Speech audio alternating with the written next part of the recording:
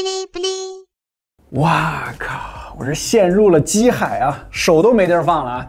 准备在年终618这波购机的小伙伴，请扣一。这个果然不出意外，6月还没到，618就开始了。我们不算不知道，一算吓一跳啊！如果从今年1月起啊，这个小白测评已经经手测试了近40台手机了。本期啊，我们的传统节目2022年上半年全价位主观购机指南。这么多机器开始之前，还是要先说一下，当大家看到这期视频的时候，视频中的价格可能会随着时间的不同而波动，弱化价格着重看机型。第二个，本期机型呢，是我们结合了过往的全部测评数据库的实测数据以及主观体验得到的主观结果。如果你想重点了解某台机啊，可以在我们频道里边搜索它的专题视频。如果你还觉得哪台机在哪个价位段也值得推荐，热烈欢迎你在评论或者弹幕里边跟大家分享啊，兼听则明。但如果您有激烈意见啊，那一定是我们搞错了。好的，我是王炯，欢迎收看本期小白测评。首先是1000元左右的机器啊，如果你能搭配上各种优惠券的话啊，realme 和红米这两款，你甚至可以3位数到手啊。红米 Note 11 5G 版6+128G 价格已经到了1199了，90赫兹屏幕，双扬声器，33瓦的充电，配上5000毫安时的电池都不错，而且还有红外啊。处理器天玑820，别害怕啊，是天玑的。它有个4G 版啊，还便宜个100多。如果老人没有需求的话，也可以入。realme 的 Q3S 性价比似乎还更高一些啊，1199 6+128G 778G 也还可以。游乐兔跑分可以达到54万左右，屏幕144赫兹，在这个价位段听起来有点夸张了啊！30瓦加上5000毫安时的大电池，相比于 Note 11，要注意它没有红外。1000到2000这个价位段就硬拼性价比了啊！喜欢大屏幕，荣耀 X30 6+128G 1499 6.81寸120赫兹，66瓦配4800毫安时电池，背部圆形设计，挺华为的。缺点就是屏幕虽然大，但显示效果很一般。骁龙695的性能也弱一些。游乐兔40万左右，我们选它的原因之一是可以让你的家人能够延续 EMUI 的使用习惯。重视续航的话 ，iQOO Z5 8+128G 也是1499。小白测评数据过3小时轻度续航测试排名第一，44瓦充电配5000毫安时的电池，120赫兹屏幕，778G 的处理器。如果当一台长续航的备用机是比较合适的，缺点就是整机做的塑料感真的太强了。真我 GT Neo 2啊，8+128G 1699，120赫兹的E4 OLED 屏幕，65瓦充电，5000毫安时的电池，还搭配了骁龙870。数据库极限续航测试还坚持了6.2小时，排名第11。屏幕指纹识别 XL 的震动马达也都有啊，确实挺全面的了。缺点是拍照稍弱啊，颜色主观觉得太艳，夜景效果也不太行。ID 公模气质，去改拍手机了，来年还卖它。如果你是爱折腾的基友啊，这有台神机啊 ，Moto 的 Edge S Pro 12加上256G， 配备了870，仅售1799啊，144赫兹的 OLED， 还有5倍的 OIS 潜望啊，还有1亿像素的主摄。缺点就是电池稍微小了点啊，4520毫安时，而且最重要的就是它的系统偏原生，相对来说上手成本比较高。不过1799这个配置，你可以把自行车3个字打在公屏上了。不行，你不能要一自行车。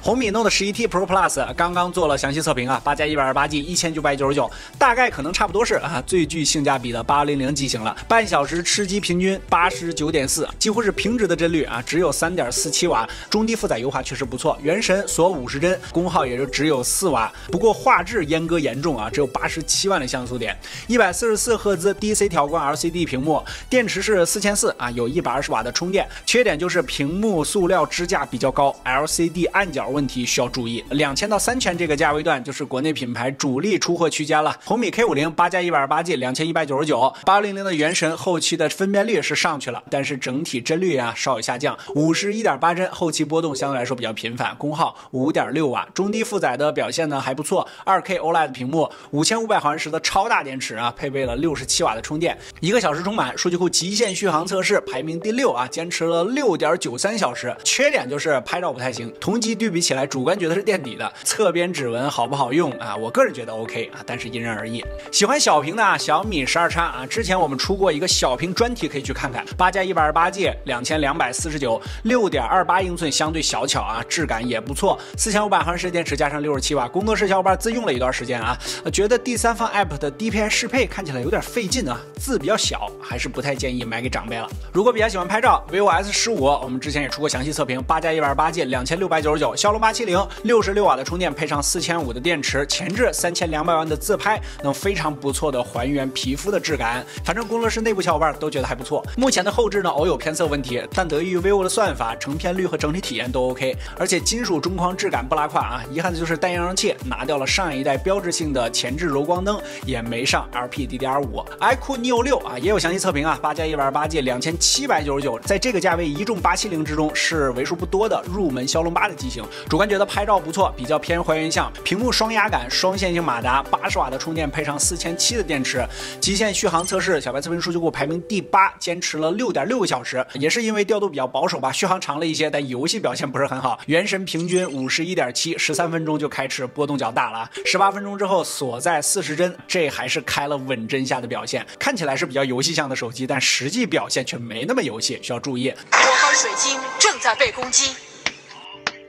屏幕的塑料支架手感稍差。本视频由小白优品 APP 独家赞助播出，全品类精品二手商城，生活用品5折起，能买也能卖，各大应用商店均可下载。3000到4000元价位，这类的机器都是比较水桶的小旗舰了啊，也是各家的发力重点啊。我们多聊几台 iQOO 9、骁龙8加 256G，3299，估计你蹲一蹲优惠能够2开头。6.78寸三星15120赫兹直屏，毕竟是旗舰序列，整体质感不错。后续的镜头模组设计好不好看就因人而异了。带独显芯片 Pro，4700毫安时的电池加上120瓦充电，双压感、双线性马达也都有啊，但是稍微偏重一点啊，206克。vivo X80 8加 128G，3699，天玑9000比较热门的机器，6.78寸的三星1.5屏啊，注意没 2K 啊 ，ID 设计上和 Pro 大哥几乎一样啊，包括镜头模组啊，就少了一长焦。4500毫安时的电池，极限续航测试坚持了6.08小时，80瓦充电，38分钟充满。目前版本系统流畅度一般，20款应用2轮打开测试112秒。这个价位段的游戏手机，黑鲨5 Pro 8加 256G，3799，6.76寸的屏幕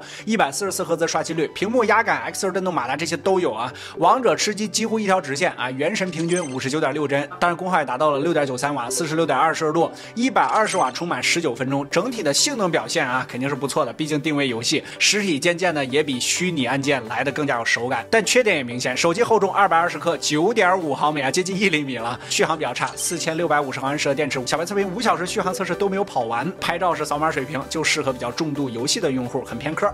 有啥水平车？啊，对对对，小米12 Pro 啊，8加 128G，3899，比较水桶的机器了啊，6.73寸2K 15120赫兹曲屏，4600毫安时的电池，主观觉得偏小了一点，120瓦有线，50瓦的无线，有线充满是22分钟，原神平均帧率54，波动23啊，没有锁帧啊，功耗5.63瓦。小白测评20款应用2轮打开测试95秒啊，表现不错啊，排在第8位。但拍照方面还是小米的老样子，宣传起来都挺好的，但是实际对比起来，在同级的机器之中，主观觉得稍弱。荣耀 Magic 4 8加 128G，3999，还是851的这套组合啊，可以延续你或者家里长辈 EMUI 的使用习惯。原神54.4帧，但是波动稍微大一些啊，功耗5.1瓦，温度43.7度是比较低的，属于保温度的调教。4800毫安时的电池加上66瓦充电，充满56分钟。6.81寸的屏幕也不小了啊，还有 PWM 高频调光，指纹是比较靠下的，而且注意它的主摄是没有 iOS 的啊，整机的质感做的还是不错的啊，但是后背太容易沾染指纹了。4000到5000元这个价位段比较特殊啊，因为价格呢稍微高了一些，有了一定的品牌溢价了啊。按照往年看啊，是受各种优惠影响比较大的一个区间。iPhone 12 128G 啊，4499，A14今天来说性能也是够的，6.1英寸的屏幕，整机重量也比较轻薄，但是夏天来了，发热也逐渐明显起来了，可能都不用打游戏啊，就能感受到降亮度的威力啊。小白测评3小时轻度续航测试剩余57%，iOS 的日常使用流畅度不用太担心，系统的易用性啊无广告啊，生态啊也都是很多小伙伴青睐的原因。如果你能接受64啊，估计可以以3开头的价格看到，但我劝你别接受。如果再给我一次机会，我一定选择国行512GB 飞海南。中兴 Axon 40 Ultra 8加 256G，4998啊，价格要高了一些，但屏下镜头的隐藏效果和超窄边框的控制，今年真的是给我惊艳到了。当然，屏下前置肯定是不如传统前置的啊，尤其是视频非常糊，你需要注意。就算是有得有失吧。原神平均帧率45.2啊，43.8摄氏度，光门山脉41.6帧，45.2摄氏度，温度不算高啊，但都锁了帧，而且波动也是比较频繁的。如果要是游戏啊，那还是算了。考虑到系统不管是应用性还是稳定性方面，啊，有待加强。如果你是追求外观颜值的话啊，确实可以去看看，真的还挺漂亮的。5000到6000元价位段 ，OPPO Find X5 Pro 8+256G，截稿的时候就已经优惠到了5199，估计后期加上一些优惠券啊、分期免息之类的啊，可以4开头拿下它。整体的质感还是做得很不错的，一体陶瓷的后盖，独特的火山口设计，辨识度那是相当高。屏幕整体素质也不错，马里亚纳的拍照表现也很出彩，但有个遗憾就是没长焦。性能表现上，原神41.3帧，最高温度45.1摄氏度，平均功耗5.02瓦，这个调教明显就是偏日常化的，照顾综合使用体验。华为 P50 Pro 8+128G 5438，鸿蒙系统与其他设备间的联动做的都非常出色，生态优势也很强，计算摄影出彩，在我们对比样张的环节经常看到能带上它。4360的电池比较小了啊，极限续航测试坚持了5.38小时，排名中下了。66瓦充电，充满51分钟，缺点也很明显，88的发热和4G啊，不知道那5G 手机壳什么时候上啊。vivo X80 Pro 8+256G 5499，2K 15屏，蔡司加上 V1 Plus 芯片，影像配置那是相当全面啊，而且还双平台芯片可选。骁龙版的性能上，原神平均55.8帧，46.4的温度也不算太高，光明山脉平均40帧，最高温度43.8，相比于上一代性能释放上要更加激进了一些。至于骁龙版和天玑版的对比，我们做了一期完整视频，你可以去看一下。4700毫安时的电池加上80瓦的充电，38分钟充满。目前版本视频录制优化还不是特别到位。iPhone 13 128G 5999，GPU 阉割版的 A15 芯片那也是相当强的，相对轻薄的机身下，极限续航测试可以坚持5.8个小时，但充电方面几乎就是原地踏步啊！那个3000多毫安时的电池充满耗时要107分钟，游戏相比于上一代发热降亮度有一定的缓解。要说明显缺点嘛，在6000元这个档位，一众120赫兹机型之中只有60赫兹，那确实有点不够看了。这一代的拍照锐化问题相比于之前的机型也比较明显。如果恰巧你实力雄厚啊，预算已经到了6000块钱以上，那机器都已经非常顶了啊，你基本上就可以随心所欲了。网红折叠屏 OPPO Find N 8+256G 7399，综合 ID 设计、做工质感、基础硬件等方面，这个价格在折叠屏中那是比较便宜的存在了。275克拿在手里不算很重，外屏小巧，展开7.1英寸，折痕优化的也不错，拿在手里像一个小胖墩儿。4500毫安时的电池看着不大，但是在折叠屏专项续航测试中目前排在第一啊。遗憾是充电33瓦，完全充满用时75分钟。性能方面，由于发布了一段时间，888原神平均帧率46.1帧，后期锁帧50到45，4.99瓦的功耗不算高啊，但是用折叠屏打游戏啊，显示比例啊，或者说你的握持手感啊，都需要适应一下。当然，这个比例阅读、浏览视频的时候，主观觉得沉浸感更好些。还有一个外屏60赫兹小黄鸭的缺点，但是结合价格和其他方面的综合体验，这机器还是不错的。华为 Mate 40 Pro 麒麟9000 5G 版，我知道啊，这机器确实已经不容易买到了，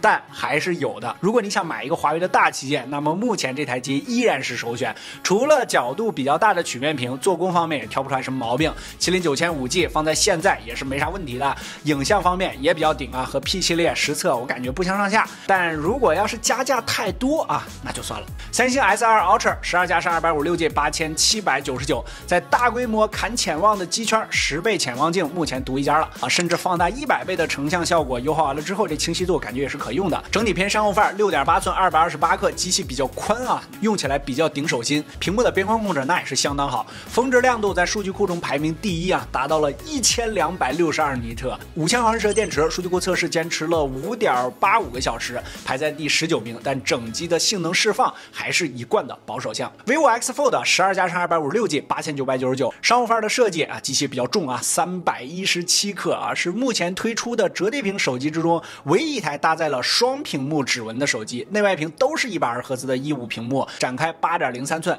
，4600毫安时的电池要小了一些啊，66瓦的充电充满51分钟。iPhone 13 Pro 和 Max 这俩机器就不用多说了啊，测评和数据全都有非常详细的，你都可以查看。拿 Max 来说，256G 9199，什么性能啊、拍照啊、体验啊，到这个价位啊都不差了。单说4352的这电池，数据库极限续航测试它就坚持了7个半小时，优化成这样，吊打中升级的了。充电方面啊，依然是不行啊，用官方20瓦的充电器充满耗时119分钟啊，238克的重量拿在手里也非常坠手，直角边这个重量的不用长时间使用的都不是特别舒服。但是谁让它是最新款的 iPhone 旗舰呢？单生态这一环就把你绑得牢牢的。最后还有外折独一家的 Mate X S2 9999啊，也做过详细测评，展开7.8英寸啊，一个折叠屏做到了255克，虽然是4G 888啊，主摄也没有 OIS， 但架不住人独一家外折屏，目前有点理财产品的感觉。确实花了我们老鼻子时间整理啊。如果觉得本期视频对你产生了一点点帮助啊，一定要把实用这2个字打在公屏上。实用，我收藏了。还是提醒大家，这些机的价格波动呢，肯定是无法预判的啊。反正你注意，别比视频里面我们提到的价格还高就对了。各个价位呢，如果你还有觉得比较好的机型呢，可以在评论和弹幕里面跟大家分享。祝大家都以神价入手你想要的产品。不过最后，小白测评还是想认真提醒大家，一定要量力而行，不用有什么机型焦虑啊，适合自己的才是最好的。老生常谈，勿创造需求，要按需购入。OK， 本期就到这儿，记得关注小白测评，你的科技数码工具人。不关注你，我们下期视频再见，拜拜。哇，这么多机器，很幸福感觉。